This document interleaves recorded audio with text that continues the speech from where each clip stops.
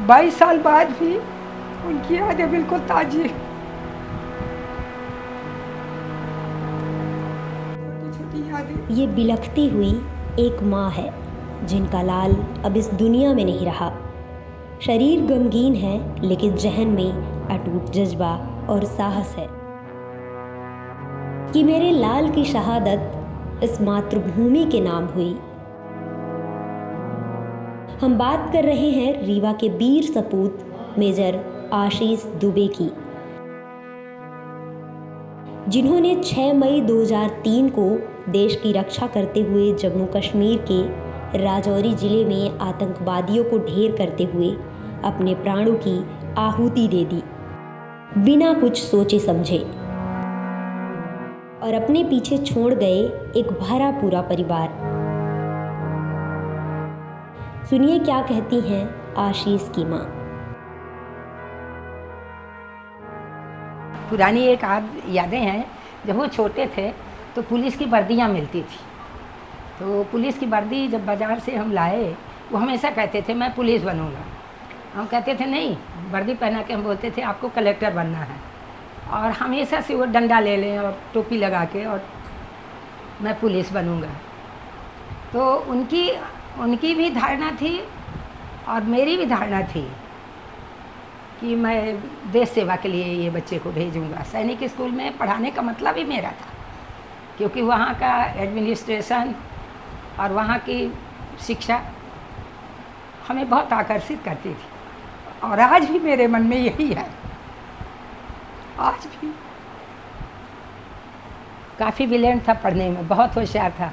तो 3 साल की एज से वो चला गया, तो टॉप करता रहा, लेकिन जब 6 में गया तो उसकी एज कम हो गई, अंडर एज थोड़ा सा हो गया। 1 साल हम लोगों ने बिंद शिक्षा मंदिर में पढ़ाया, और इसके बाद फिर वहाँ से वो सैनिक स्कूल में सिलेक्शन हो गया, टॉपर स्टूडेंट था और हर साल टॉप करता रहा। यहाँ तक कि हम लोग जो फीस लगती थी वो भी वो इतना पढ़ने में होशियार था कि उसको स्कॉलरशिप मिलने लगी। और हर बॉक्सिंग में, अपने खेल कूद में और सब क्लास में सबसे आगे अव्वल रहता था। और कहना चाहिए उसमें मॉनिटर तो हम लोग मानते हैं, कैप्टन रहता था, अपने ग्रुप कैप्टन। अपने बेतवा हाउस मिला था उनको, ऑरेंज कलर की टी शर्ट और बेतवा हाउस। ये कुल मिला के बहुत बहुत होशियार थी। और जाके 12th में पहली परीक्षा में टॉप कर दिए और एयरफोर्स में सिलेक्शन हुआ, बनारस जाके। वो कहती हैं काश हम एक बार अपने जिगर के टुकड़े को जी भर के सहला पाते। आज उनके पास आशीष की आखिरी निशानी के रूप में बस बचपन की कुछ तस्वीरें हैं।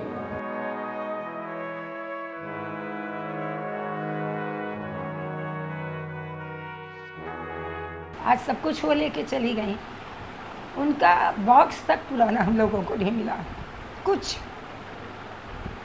भी नहीं मिला। उनकी पोस्टिंग हो गई, जब शादी हुई तो आए, शादी में तो जल्दी चले गए, फिर आए जल्दी, तो ले गए रजिस्ट्रेशन करा दिए इनका फरवरी में शायद, और मई में घटना ही हो गई।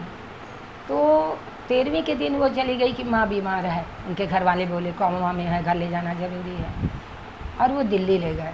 वहाँ सब काम लिखा पढ़ी करके और तुरंत ही तो पोस्टिंग हो जाती है, तो जबलपुर में पोस्टिंग हो गई। वहीं सामान उतार ली, वहीं वो अवार्ड ले ली, वहीं सारे सामान ले ली। आज तक हमारे पास आशीष की यही एक फ़ोटो, यही पुरानी बात पे हाथ पे नहीं है।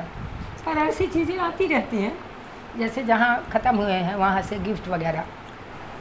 एक वर्दी भी नहीं दी, एक वर्दी।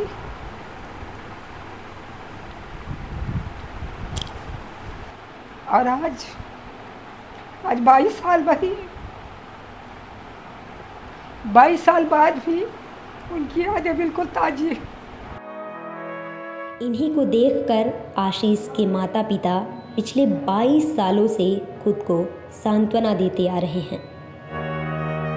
इस बारे में बोलना जो है बहुत कठिन हो जाता है। और सेंटिमेंट्स जो हैं वो आगे आ जाते हैं, लेकिन मैं बताने का प्रयास करूँगा। वो कहते हैं हमारा बेटा देश के लिए शहीद हुआ और उसकी यादें हमारा गर्व हैं। आशीष के पिता इसी शोक में पिछले 10 सालों से पैरालिसिस से ग्रसित हैं। अब उनकी हालत ये हो गई है कि वो ठीक से चल भी नहीं पाते।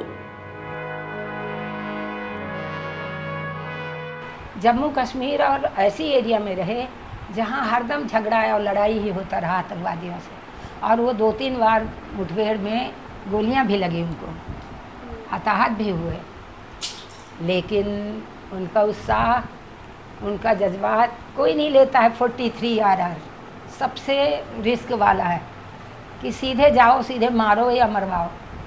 ये 43 RR शादी के एंगेजमेंट के बाद लिए थे, मना कर रहे थे कि 6 महीने बाद दिल्ली आऊँगा तब मेरी शादी करिएगा। ये नहीं कहते थे कि हम 43 RR क्या, और मैं समझी भी नहीं कि 43 आप समझती हूँ।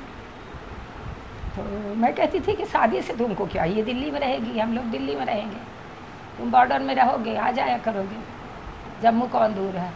उनका आगे बढ़ने का मतलब जो अभी कल्पना जितनी उनके अंदर थी पूरी नहीं हो पाई, जितना उनके मन में उत्साह और जितना उनको आगे बढ़ने का वो था, सब दबी रह गई।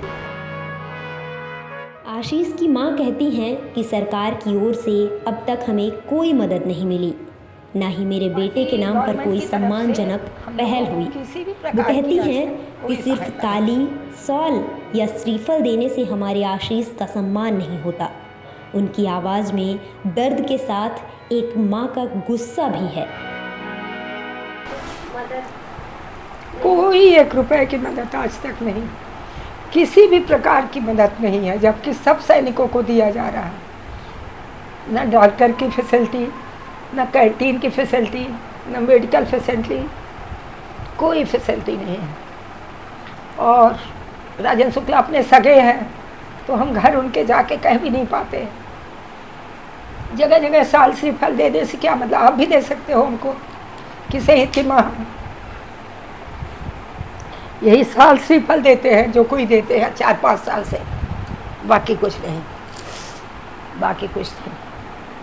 हम चाहते हैं कि हमें ये साल श्रीफल की जगह आशीष का, जो उन्होंने इतना देश के लिए किया और हम लोगों ने इतने त्याग से पढ़ाया लिखाया, तो उनकी कहीं चौराहे में नामकरण हो जाए, किसी चौराहे में, मेरे मनगवा चौराहे में हो जाए, मेरे अमैया का नामकरण हो जाए। अमैया क्या है, रीवा अमैया क्या है, मेजर आशीष दुबे मार्ग हो जाए।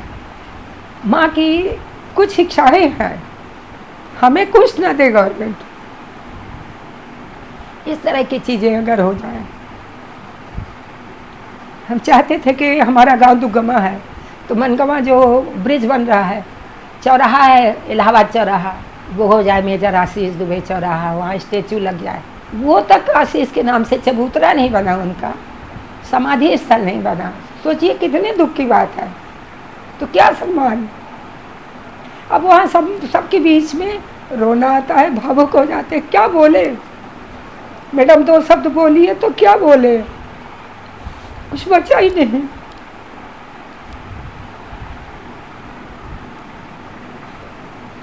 कोई सुनने वाला भी नहीं है, क्या कुछ पूछे अलग से। इतनी बड़ी सभा में क्या रोए, और रोने से कोई कुछ सुनने वाला हो तो रोए। यही रोना बचा है बेटा। इन सब के बीच अब सवाल ये उठता है कि क्या हम अपने शहीदों के परिवारों को वाकई वो सम्मान और सहारा दे पा रहे हैं जिनके वो हकदार हैं। आज तक उनका समाधि स्थल नहीं बना है। हम लोगों ने अपने प्रयास से वो स्टेचू लगवाई है स्टेडियम में, और राजेंद्र शुक्ला द्वारा उद्घाटन कराया था। बाकी गवर्नमेंट की तरफ से हम लोगों को किसी भी प्रकार की आज तक कोई सहायता नहीं मिली, ना कोई पूछता। बस यही सम्मान समारोह में बुलाते हैं अब कुछ दिन से। मेजर आशीष जैसे वीरों की शहादत को अमर करने के लिए क्या एक स्मारक, एक स्कूल या एक सड़क का नाम उनके नाम पर रखना उनके बलिदान को सच्ची श्रद्धांजलि दे सकता है? मेजर आशीष दुबे की कहानी सिर्फ एक परिवार की नहीं, बल्कि हर उस भारतीय की है जो देश के लिए जीता और मरता है।